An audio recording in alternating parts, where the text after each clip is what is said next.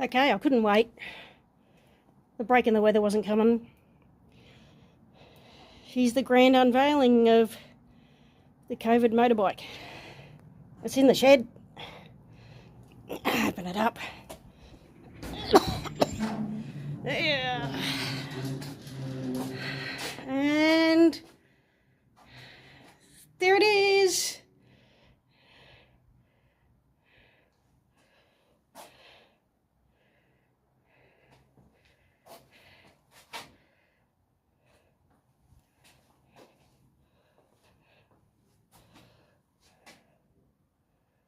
I even got footboards.